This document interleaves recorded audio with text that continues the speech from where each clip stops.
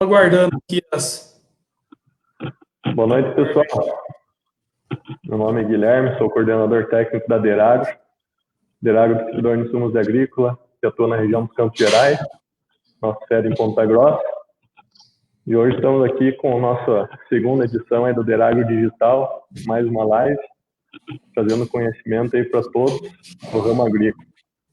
Hoje à noite estamos com o Rodrigo aí da Koppert, é o nosso gerente de desenvolvimento aí Sul e Paraguai da Koppert do Brasil. E hoje vamos explorar o tema de controle de mofo branco e nematóide. Beleza, Rodrigo? Boa noite, como é que tá?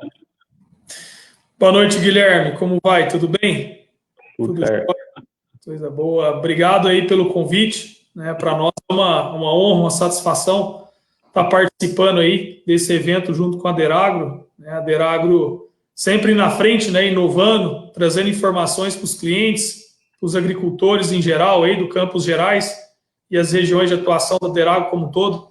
Nós da Koppert nos sentimos muito honrados de poder participar e trocar ideia com vocês aí, com seus agricultores, com o pessoal, né, da região.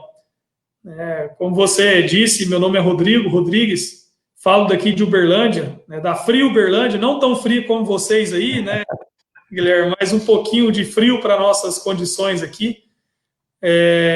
Eu faço a gerência comercial da Koppert Centro-Sul, né, já trabalho com controle biológico aí desde 2007, né, desde da graduação aqui.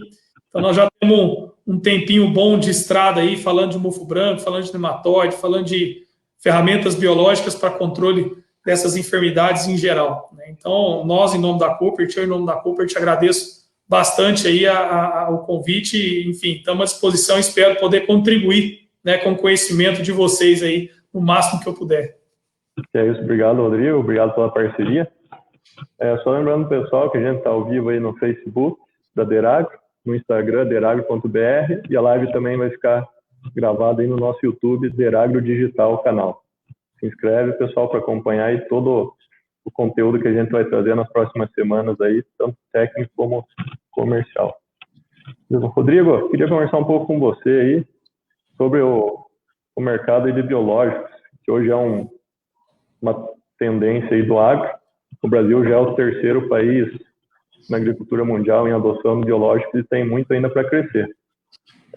Queria que você falasse um pouco aí da Koppert para a gente, que hoje é uma empresa de pesquisa e desenvolvimento nessa área, e o que ela pode estar trazendo e agregando para os nossos produtores.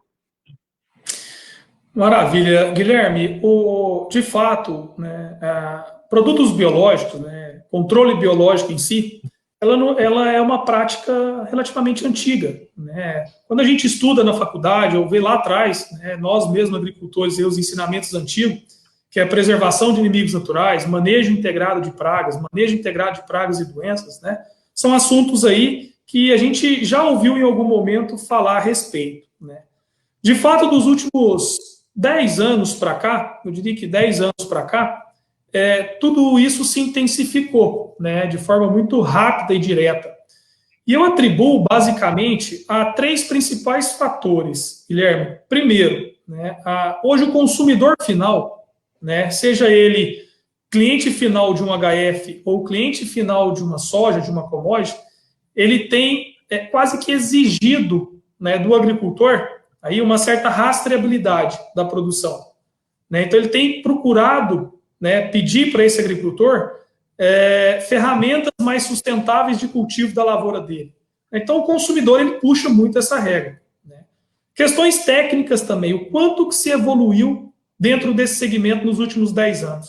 Né? Haja vista a quantidade de empresa que nós tínhamos até pouco tempo atrás, trabalhando dentro desse setor, né? A gente costuma dizer que é um setor biodefensivos, né?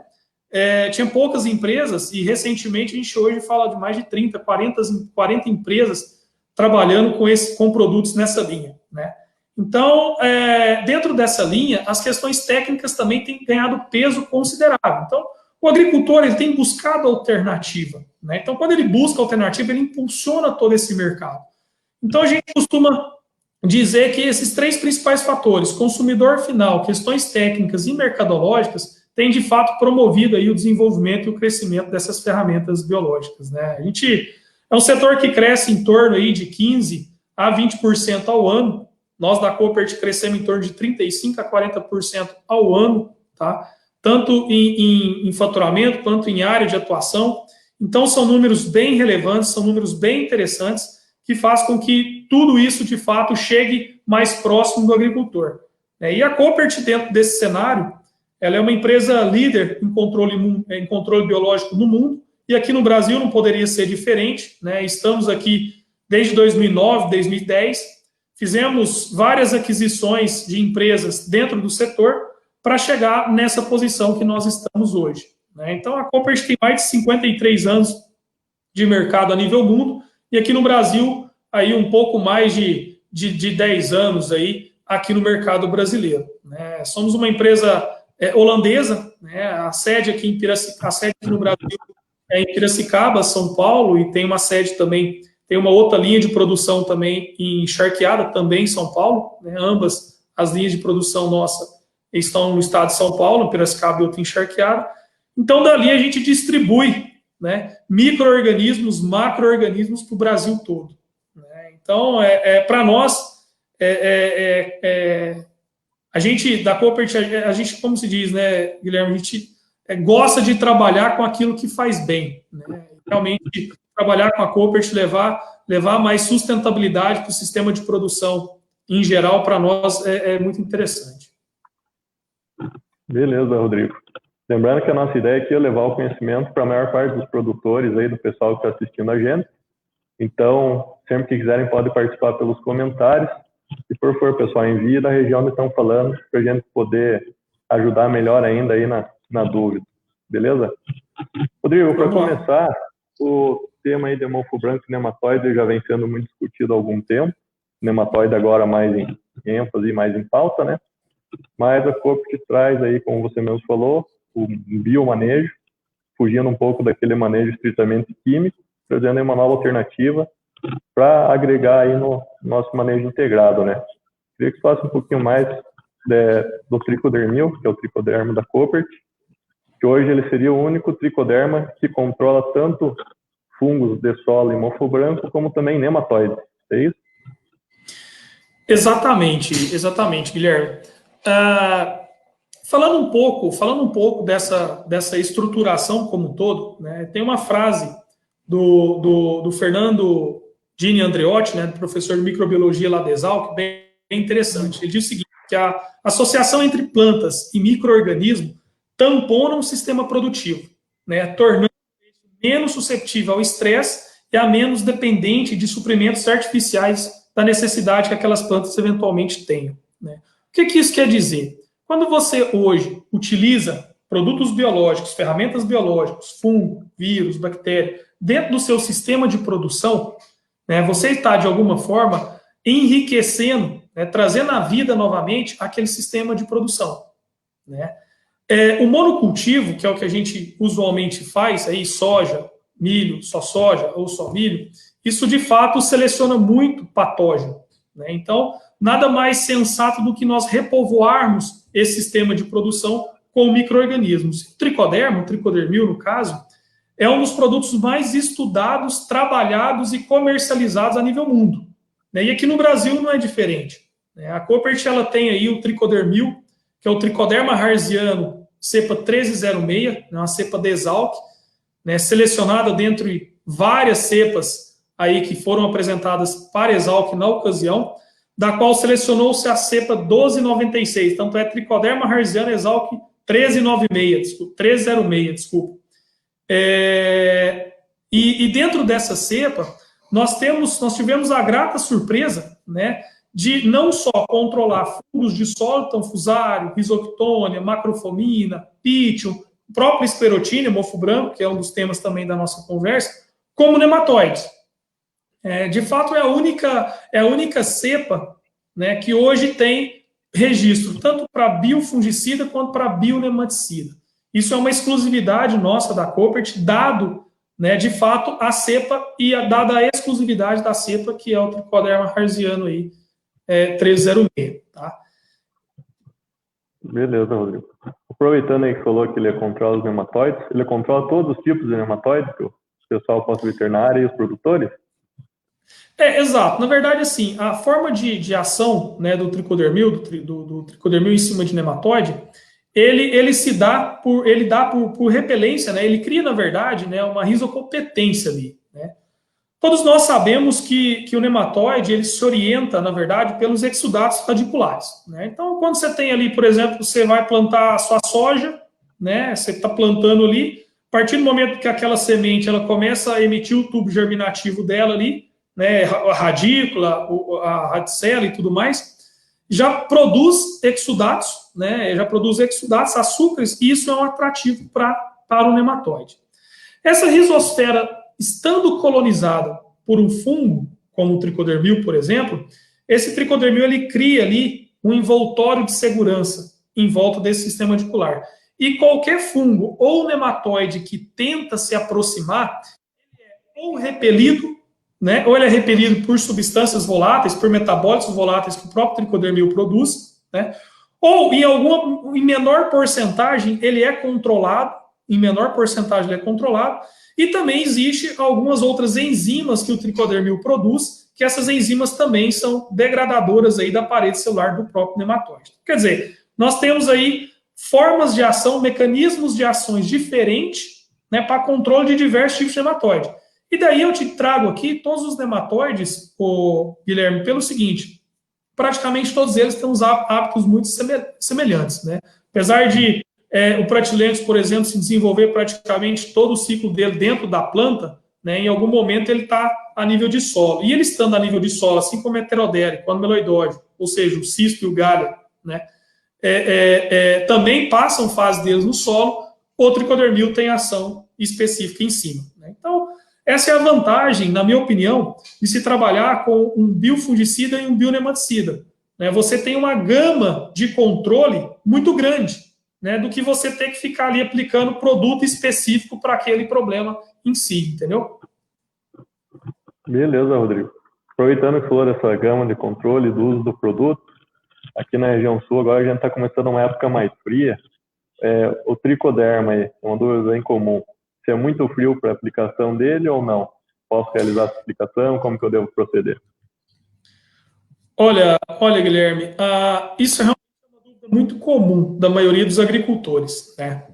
E quando selecionou essa cepa do tricodermil 306, foi feita uma seleção levando em consideração não só temperatura, mas levando em consideração solo, textura de solo, né, teor de matéria orgânica do solo, temperatura, também é um ponto bem interessante. A gente sabe que quando a gente define hoje um produto a nível Brasil, ele tem que ter a mesma eficiência lá em Jaguarão, no extremo sul do Rio Grande do Sul, ou lá em São Luís, no Maranhão.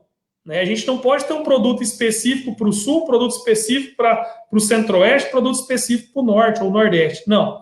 Então, nós temos que procurar uma cepa que se adapta melhor às condições nossas de trabalho aqui. E o tricodermil, essa cepa, ela é bem selecionada em relação a isso. Se a gente for levar em consideração, vamos sair fora um pouco do produto em si. Vamos analisar mais enquanto microbiologia, tá? É comum, Guilherme, a temperatura ambiente está próxima a zero ou está negativo e a temperatura do solo está pelo menos 5 a 10 graus acima da temperatura ambiente. A temperatura do solo, eu digo, pelo menos ali na 10 centímetros de profundidade, né? Isso é em função de quê? Basicamente, a atividade microbiológica, alinhado com a umidade, alinhado com a porosidade do solo, isso faz com que a temperatura da rizosfera ou a temperatura do solo seja diferente com a temperatura ambiente. Esse é um primeiro ponto, né?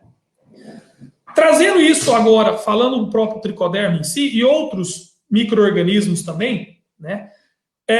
A baixas temperaturas, geralmente os micro-organismos não morrem. Geralmente eles entram em diapausa ou eles diminuem o seu metabolismo. Tanto é verdade que faz geada no sul, no outro ano você tem fusário, risoctônio, macrofomina, pítio, mofo branco. Não faz geada, no outro ano você tem fusário, risoctônio, macrofomina. Então, quer dizer, se o frio de fato matasse, né, de certa forma, os micro-organismos, todos eles morreriam, né? E não é isso que acontece. Então, essa questão de que o frio, e um frio extremo, mata o tricoderma, ou o tricodermil, no caso, isso não é verdade. De fato, o que é verdade é que, em temperaturas muito baixas, os micro-organismos em geral, e o tricoderma também é um deles, ele diminui a sua atividade metabólica. Consequentemente, quando restabelecer a temperatura, quando restabelecer a umidade, a atividade metabólica do fungo volta a funcionar novamente. E aí dá-se novamente o controle.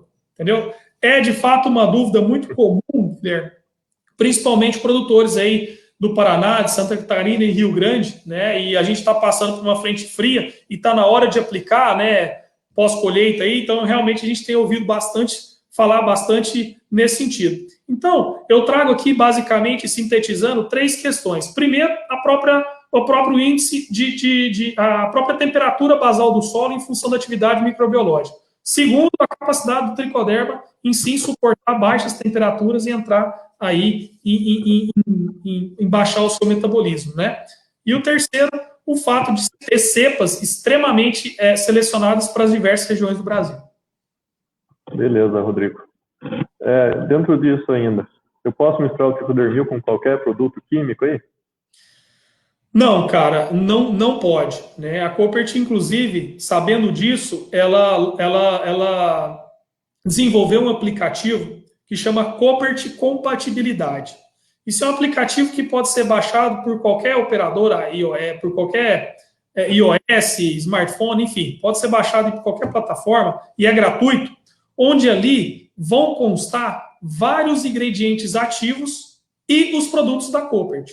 Então é bem simples você usar, tá? Vai estar lá descrito os ativos químicos e os produtos da Koppert. Se você clicar no produto da Koppert correspondente e clicar no ativo químico, você... Aí, perfeito. Exatamente, esse mesmo. Se você clicar aí no produto, vai abrir para você uma série de ativos químicos. Se você clicar no ativo químico, pode aparecer 3 carinhas. Uma carinha verde, que pode misturar. Uma carinha laranjada, que é moderadamente compatível. E uma carinha vermelha, que é incompatível, né? Aqueles produtos que são incompatíveis, a gente pede para que não se misture, porque, de fato, o efeito nocivo da molécula química sobre o esporo é muito grande. Então, vai acabar matando. E aí, inevitavelmente, você vai perder dinheiro, né? Do ponto de vista técnico, eu tenho que te alertar isso, né? Então, se for para realmente usar um produto que não seja compatível, ou a gente muda a modalidade de aplicação, daí você pode fazer via barra, eventualmente, ou faz a semente, mas não misture. Tá uma recomendação que a gente faz. E detalhe, Guilherme, não é só para o tricodermil, tá? Basicamente, todos os produtos biológicos, eles, de alguma forma, têm alguma incompatibilidade com algum produto, né? Ou alguns mais, outros menos, seja fungo, seja bactéria, seja vírus, né? Os micro-organismos, em geral, geralmente apresentam compatibilidades diferentes, dependendo aí da molécula química, tá? Beleza, Rodrigo. Surgiu uma dúvida aqui. Rodrigo, qual a melhor maneira de aplicar? Suco, tratamento de semente ou em área total aí pelo pulverizador? Legal, depende muito do seu alvo, né? Por exemplo, o tricodermil, quando o seu alvo é fungos de solo e nematóide, as melhores formas de aplicar é tratamento de semente ou jato dirigido, né? E dentro do tratamento de semente, nós temos um tratamento de semente industrial ou um tratamento de semente on-farm, né? Inclusive a Koppert, Guilherme, só aproveitando aqui a oportunidade, nós acabamos de lançar internamente aqui o Triano DS, que é para TSI, até que provavelmente daqui 30 dias a gente vai estar fazendo o lançamento aí para o Brasil como um todo, do Triano DS para tratamento de semente industrial. Bom, então, dependendo do alvo, você faz tratamento de semente ou jato dirigido. Se o alvo for mofo branco ou macrofomina, acho que macrofomina também é interessante a gente fazer pulverizado. Por quê? Qual que é o problema do mofo branco, Guilherme? São os escleróides, né? O escleróide é aquela estrutura de resistência do fungo que fica viável no solo por 10, 12, 15, até 18 anos viável no solo. E aquela estrutura, ela é pura melanina. proteína de pele, melanina mesmo, proteína de pele, ela praticamente é intransponível por grande parte dos produtos químicos, né? Então você precisa de um agente microbiológico para fazer a quebra dessa proteína para penetrar e inviabilizar o escleróide. Dessa forma, os escleróides eles ficam dispersos em... Então, inevitavelmente, você tem que fazer uma pulverização para você atingir a maior quantidade de escleróide possível e conseguir inviabilizar. Tá? Então, respondendo de forma mais direta a pergunta.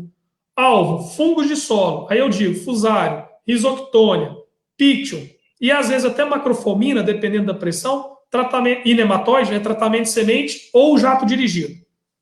Mofo, e se a sua pressão de macrofomina for alta, pulverizado. Eventualmente, se for pivô de feijão, a gente recomenda também fazer pulverização visando risoctônia. Risoctônia ele é um fungo também que opera na superfície de 0 a 5 centímetros, né? E como o feijão é uma cultura bem sensível à risoctônia, a gente também faria uma pulverização ali visando esse controle, tá? Maravilha, Rodrigo. Aí estão surgindo bastante perguntas, pessoal. Vão mandando que a gente vai lendo aqui e encaminhando para o Rodrigo. Opa, aí vamos mais lá. um do Luiz Gustavo. Em uma infestação com nematóides no período pós-soja, qual o melhor método de controle? Olha, se a gente está falando aí de uma infestação de nematóide, né, no período pós-soja. Primeiro, numa situação pós-soja, nós temos que entender, você tem umidade ou você não tem umidade. Mesmo porque qualquer micro-organismo, de solo principalmente, ele é muito dependente, não é que ele é muito, ele é dependente, ele precisa de umidade para ele se desenvolver. Né? Então, se você for pensar num momento pós-soja, né, analisar essa questão. E se a sua pressão for muito alta, eu, inclusive, recomendo nós associarmos ferramentas de controle. O que eu quero dizer com isso, o Guilherme e Luiz Gustavo? Dependendo da sua pressão, seja pratilencos, meloidógeno, heterodera, helicotilencos, dependendo do nematóide que você tem e da pressão, da quantidade de nematóide que você tem por área, somente o tricodermil ou somente uma ferramenta química não será suficiente para reduzir a sua taxa de inóculo que você tem no seu solo. E aí eu recomendo que você faça a ação de um tricodermil, por exemplo, né? Mas que você também faça, talvez, eventualmente, uma crotalária, né? Alguma outra ferramenta intercalada para reduzir o seu nematóide. Se nós estamos falando de uma taxa de nematóide relativamente baixa, controlável, vamos falar assim, eu preferiria trabalhar no controle com a cultura instalada. Eu não faria um controle pós-soja, pensando sem cultura. Por outro lado, se a sua pós-soja for um trigo, uma aveia, uma triticale, alguma cultura de inverno, aí sim eu pensaria em tratar a semente dessas culturas para já ir reduzindo, né, a quantidade de nematóides na sua área. Eu não sei se ficou claro, Guilherme, se você entendeu. Então, assim, nós temos que entender quais são as variáveis que estão inseridas nesse processo. Pós-soja vai vir com pousio com umidade, pousio sem umidade. Né? Pós-soja, cultura de inverno, sim, eu faria sim um manejo com tricodermil pós-soja ali na cultura de inverno. Bom, pressão muito alta, eu traria alguma outra ferramenta cultural para reduzir a pressão desse nematóide. Então, nematóide é um assunto muito sério, né? Vamos falar assim, a capacidade de disseminação dele é muito grande e a dispersão dele dentro de uma área também é muito grande e rápida. A própria máquina leva, né? Então, a gente tem que tratar esse assunto de forma muito séria, realmente, para evitar qualquer tipo de problema futuro. Beleza, Rodrigo. Acho que ficou bem claro, pessoal. Aproveitando que falou do manejo pós-soja e essa pergunta do Luiz Gustavo, a Raquel também enviou uma pergunta aqui. Se eu aplicar em área total no inverno, ainda terei a proteção nas saídas da cultura da soja? Com certeza, com certeza. Essa é uma outra grande vantagem, né, dos biodefensivos aí, né? Eu costumo dizer que quando você aplica um produto biológico, você cresce gradativamente a quantidade daquele micro-organismo no seu solo em formato de escadinha. Então, cada ano, você sobe um degrau dessa escadinha aí, mirando, né, um topo. O que seria o topo? Seria o equilíbrio. Né? O que seria o equilíbrio? Onde você tem patógeno, você vai continuar tendo patógeno, né? É impossível um solo hoje brasileiro você não ter patógeno, então você tem fusário, você tem isotônio, você tem mofo branco, você tem nematóide, né? Porém, a adição contínua de um tricodermil, por exemplo, você tem ali gradativamente as porcentagens, a quantidade de esporo no seu solo também crescendo, né? Diferentemente de uma molécula química que você aplicou hoje, o residual dela é 15 dias, acabou. O biológico não.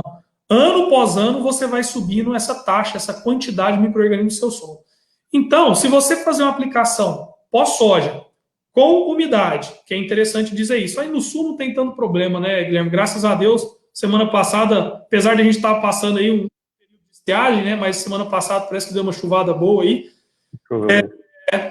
Então, eu imagino que essa questão de umidade não é problema. Se não, a umidade não for problema, eu faria sim, né, uma pulverização em área total pós-soja ou na cultura de inverno, antes do fechamento da cultura. Isso também é importante ressaltar, Guilherme.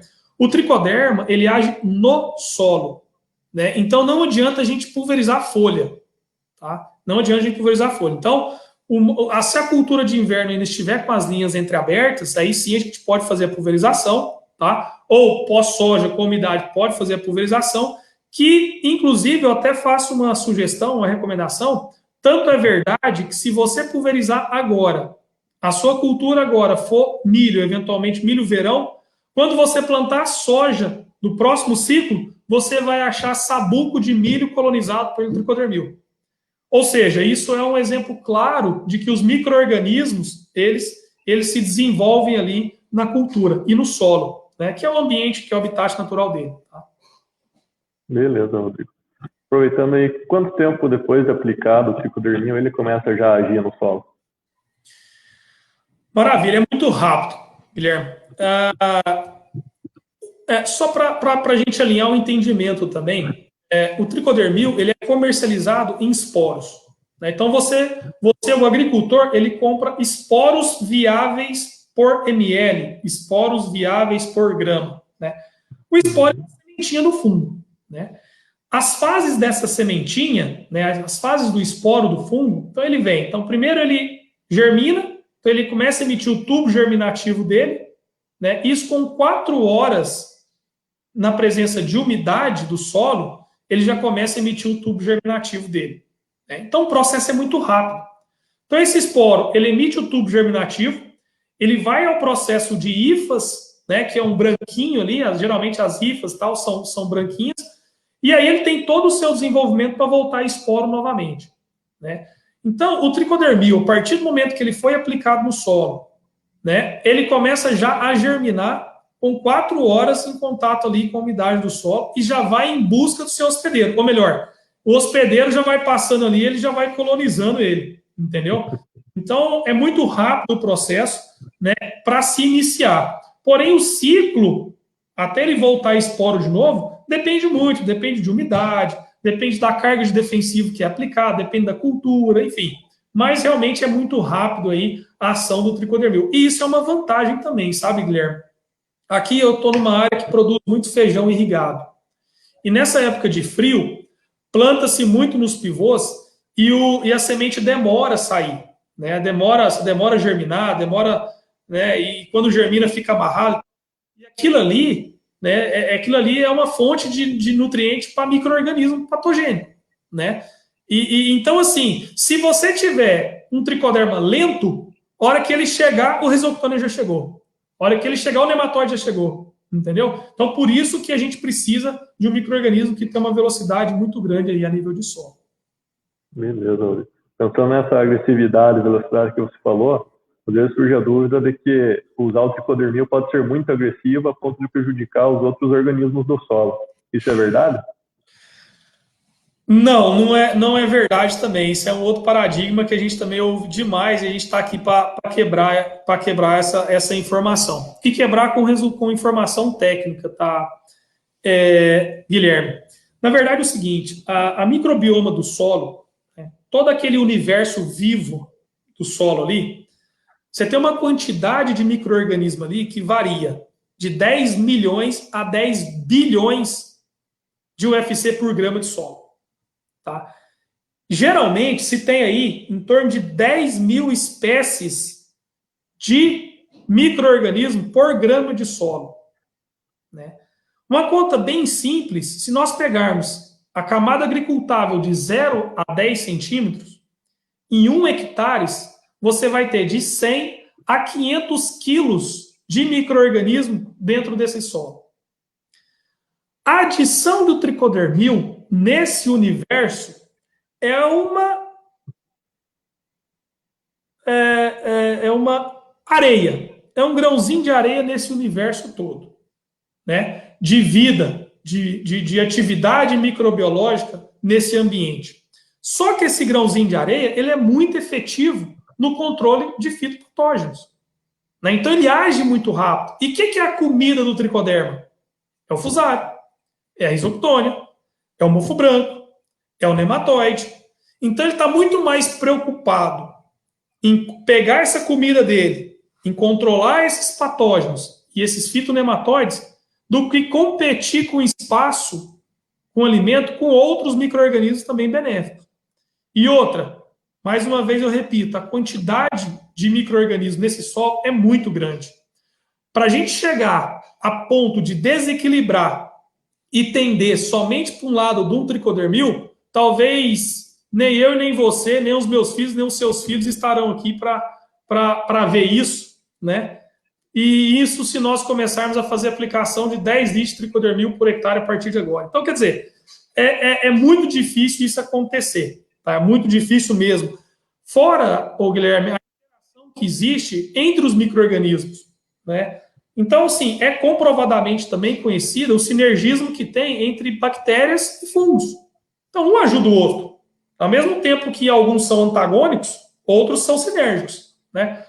Cara, é muito fascinante a vida no solo, né? E ela é muito dinâmica. Ela é muito dinâmica. Na verdade, nós vamos ficar aqui discutindo 2 horas, conversando 2 horas, nós não vamos falar nem 10% de tudo que acontece lá. Entendeu? É bem interessante isso aí. Verdade. Vamos aproveitar que a gente tem, infelizmente, a gente tem um tempo meio contado, né, Rodrigo? Aí, pessoal, vamos para outra pergunta. Aproveitando que o tricodermil é um produto multicultura, qual seria a recomendação e eficiência dele para a cultura da batata? Foi uma dúvida aí do Murilo. Ah, legal, legal. A batata é uma cultura também bem gostosa de se trabalhar. Basicamente, a gente trabalha na recomendação plantio e amontoa, né? Então, você faz ali no momento do plantio no jato dirigido e no momento da amontoa. E os principais alvos são, eu já disse, né, fusários, ortônio, fungicida e também nematóide, tá, Guilherme? Então, sim, nesses dois períodos. Geralmente, a gente faz aí de 1 litro a 1,5 litro no plantio e de meio a 1 litro na amontoa, tá? Então, seria basicamente essa recomendação para a cultura da batata em si. Sendo talvez um pouco mais objetivo aqui. Maravilha. Murilo, lembrando que qualquer dúvida pode entrar em contato aí com a nossa equipe de consultores e também com o pessoal da Corporate através da gente, beleza? Rodrigo, surgiu aqui mais uma dúvida. Na cultura do fumo, que a gente tem aqui na nossa região bastante, o tabaco, principalmente o pessoal lá em Piranga, Guamiranga, Prudentópolis, aí, Irati, qual seria a recomendação do tricodermil aí? O principal foco na cultura do tabaco, né, é o complexo do amarelão, né, como um todo, e daí eu trago tanto o risoctônia, né, o fusário também, mas o complexo do amarelão como um todo, e nematóides também, né? E no caso do tabaco, Guilherme, basicamente nós temos recomendações que vão desde o float, né, a gente trata a muda no float, ainda enquanto float, e depois faz pulverizações também a nível de solo. Por que isso? O objetivo é vacinar, entre aspas, essa muda no float, para que ela vá para o canteiro mais protegida. E o tricoderma que vai dentro desse substrato junto ao float, ele já começa a proteger o sistema radicular no solo. E aí depois nós fazemos novamente um reforço a nível de solo, né? Uma vez que você tirou ele de um ambiente float protegido, levou para o solo, ali a interação com outros micro-organismos é muito grande, e a quantidade também de patógenos lá é grande, Então, ali a gente faz mais um reforço fazendo a aplicação do tricodermil. Então, basicamente, float mais campo aí, visando o complexo do amarelão como um todo, mais nematóide também. São os principais, acho que eu acredito que são os principais problemas hoje na cultura do fungo, né? Maravilha. Isso aí, Rodrigo. Uma outra dúvida aqui que chegou até a gente, através do canal, tricodermil apenas no TS ou no suco de semeadura é suficiente para o controle de mofo branco? Para mofo branco, não, Guilherme. Como eu comentei anteriormente, o mofo branco, né, nós temos que controlar, e o alvo do tricodermil é o escleróide. Então, nós temos que controlar o escleróide. Se a gente só tratar a semente ou simplesmente fazer o jato dirigido, a área de superfície tratada com o tricodermil ela é relativamente pequena. Vamos falar que nós temos ali 5 centímetros para cá, 5 centímetros para cada raiz, 10 centímetros, 15 centímetros no máximo ali, né? E os escleróides, eles estão dispersos em área total, né? Então, a melhor recomendação para controle da esclerotina do mofo branco é pulverizar o tricodermil em área total. Seja pós-colheita, seja V2, V3 ali na soja, né, antes do fechamento da cultura, seja agora no inverno, né? Então, uma das melhores recomendações que eu faço é pulverizar o tricodermil agora no inverno. Por quê? Você tem umidade, você tem todo o inverno até o plantio da soja para o tricodermil agir, inviabilizando o escleróide, né? E aí você ainda vai ter o tempo ali depois para, se necessário for, fazer um reforço na soja, visando também o controle do escleróide. Então, basicamente, seria essa a recomendação para esclerotina. Para mofo branco, seria pulverizado aí. Beleza, Rodrigo. Surgiu uma dúvida, só para esclarecer, sobre a sobrevivência do escleróide no solo. Foi comentado que ele pode sobreviver até 18 anos, mas tem algumas pesquisas que dizem que o período seria de 3 anos. Teria alguma observação, um comentário mais aprofundado sobre isso? Não, eu particularmente, nós temos aqui no nosso escritório, no nosso laboratório aqui, né, e tanto é lá no P&D da Coopers também, escleróides guardados em mais de 8 anos, tá? E a gente faz testes de viabilidade desses escleróides todo ano, para ver qual que é a viabilidade dele durante o período, né? E até hoje a gente tem encontrado viabilidade altíssima do escleróide. É muito fácil, é simples a gente fazer esse teste no nível de laboratório, né? Você escarifica ali o escleróide, coloca ele em BDA e dá condição para ele germinar, né? O escleróide ele tem 2 tipos de crescimento, o carponogênio e o micelinogênio. A nível de laboratório, geralmente cresce só o micelinogênio, principalmente em placa de Petri, né? A não ser que você induza ele a germinar carpogenicamente falando. Então, você identifica logo ali o micélio dele e tal. Então, eu tenho certeza e convicção de falar que o escleróide fica viável por mais de 10 anos no solo. Tá? Inclusive, a minha área aqui, né, onde eu moro, o Guilherme, aqui em Minas, né, no Triângulo Mineiro, em Uberlândia, nós temos áreas aqui de sementeiros, né, de bastante sementeiro aqui na região, nós temos pivôs também, bastante área irrigada, e ano após ano, o problema do mofo branco ele não some. Nós estamos falando de mofo branco já tem quanto tempo, né? Então, realmente, você tem uma persistência do escleróide por muitos anos aí, né, a nível de solo. Tá? Beleza, Rodrigo. Muito bem. Tem uma pergunta que, após esse manejo aí usando o tricodermil durante vários anos e aumentando a população no solo, tem algum método para conseguir quantificar e acompanhar essa população na minha área? Legal, cara. Essa é uma boa pergunta. Sim, tem métodos hoje, né? Existem alguns laboratórios hoje no Brasil que eles quantificam tricodermas, né? A nível de solo. Não só tricodermas, mas fungos também, tá? Então, existem alguns, são poucos os laboratórios, né? Que quantificam fungos de solo, em geral, e aí o tricoderma é um deles, né? A nível de solo. Tá? Então, você consegue, sim, fazendo ao longo dos anos, né, fazendo aí contagem se de fato esse número ele vai crescendo. É importante ressaltar, Guilherme, nesse caso, que tanto o tricoderma quanto o fungos de solo, geralmente ele aumenta ou diminui a sua quantidade dependendo da reboleira ali. Então, se você tem em determinadas áreas uma quantidade maior de matéria orgânica no seu solo, né, ali você vai ter uma quantidade maior de tricoderma. Naquela outra área, se você não tem um certo desequilíbrio nutricional, pode ser que você tenha um pouco menos de tricoderma ali.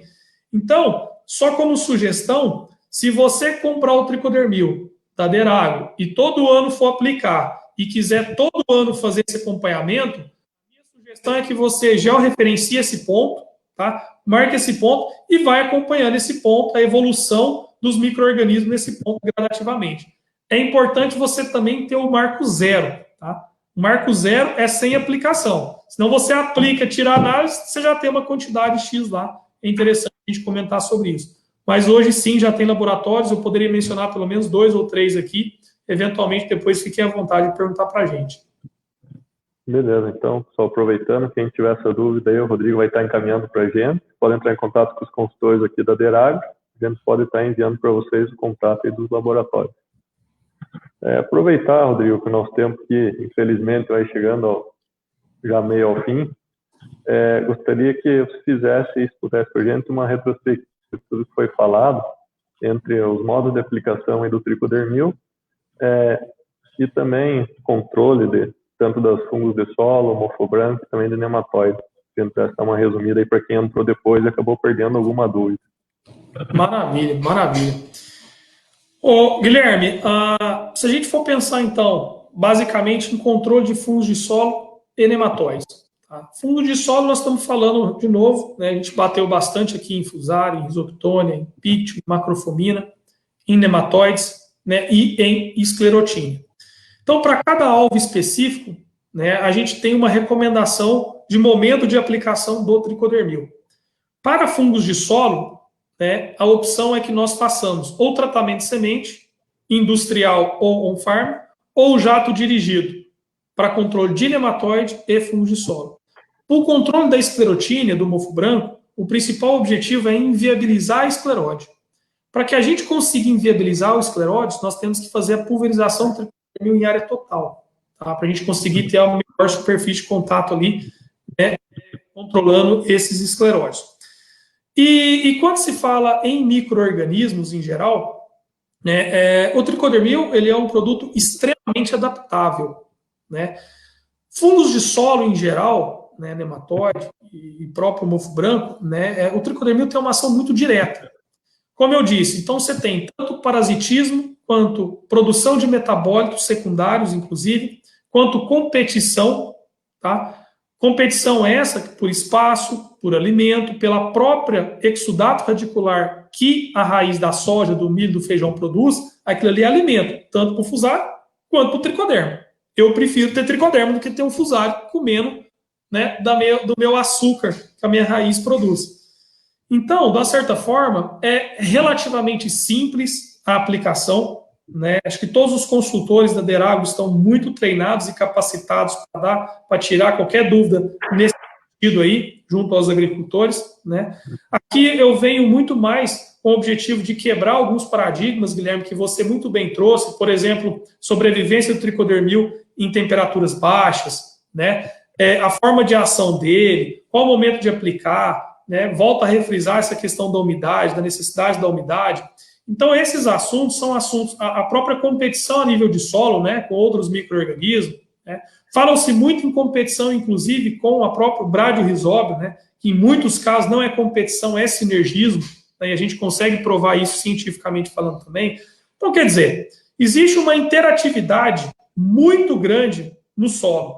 E o tricodermil, sem dúvida nenhuma, é uma ferramenta bem interessante para a gente estar utilizando agora já no manejo de inverno, sabe, Guilherme? Vamos antecipar o problema. A gente sabe que no ano que vem nós vamos ter escleróide. Vamos tratar agora no inverno o tricodermil para a gente inviabilizar esse escleróide do mofo branco. Então, sim, de forma bem resumida aqui, quase 50 minutos, 40 minutos nós estamos falando aqui, eu acho que basicamente seria isso. Beleza. Gostaria de agradecer em nome da Deragro o Rodrigo, pessoa representando a Corpt hoje com a gente. Obrigado, Rodrigo, pela parceria. Gostaria de agradecer a todos que estão nos assistindo aí pelo Facebook da Deragro e pelo Instagram DeragroBR. Lembrando que a live vai ficar disponível no YouTube para poder acessar novamente, quem perdeu alguma parte aí da live do nosso bate-papo. Pessoal, nós vamos chegando ao fim aqui da nossa segunda edição. Quero deixar a palavra aberta para o Rodrigo aí, se ele quiser falar mais alguma coisa. Não, Guilherme, eu só realmente gostaria de agradecer, né, antes de mais nada, a Deragro aí por ter nos convidado, né, nos dar a chance, né, de estar tirando algumas dúvidas de alguns agricultores, estar discorrendo sobre um tema que, por mais que a gente acredita que faz tempo que já conversa, ainda tem muitas dúvidas, né, esse é o nosso papel. Nós gostamos de fazer isso, né? E a Deragro, sem dúvida nenhuma, enquanto parceria junto à Koppert, ela está cada vez mais fortalecida, né? Acho que essa iniciativa de vocês, aproveitando, lamentavelmente, o momento que nós estamos passando, né, Guilherme? Ninguém queria estar passando por isso, mas acho que é uma excelente ação, uma excelente atitude para cada vez mais levar conhecimento gratuito, né, e inteligente para o agricultor. No final do dia, Guilherme, é o agricultor que paga toda a cadeia, né? Então, nós devemos a eles, né, com bastante respeito, né, levar informação séria, embasada tecnicamente, né, e eu tenho certeza que a Deragro, que já é parceira nossa, já tem um tempo, e é parceira, inclusive, para os lançamentos, né, parte do trabalho do TSI foi feito junto com vocês, agradeço também. Então, quer dizer, esse é o nosso papel, cara, e a Koppert está à disposição, né, eu, Rodrigo, a própria Koppert enquanto estrutura, né, nós estamos à disposição para ter cada vez mais conversas francas com vocês, né, com os agricultores, e agradeço aí todo mundo, e, enfim, me coloco à disposição se eventuais dúvidas surgirem. Muito obrigado, Rodrigo. Com certeza traremos aí mais informações, que o nosso objetivo aí é levar quanto mais conhecimento, melhor aí para todo o pessoal, difundir na área. Pessoal, então, só relembrando, nossos consultores aí ficam à disposição para tirar eventuais dúvidas que possam surgir aí na sequência. E a Deragro agradece a presença de todos. Boa noite, muito obrigado. Boa noite, obrigado.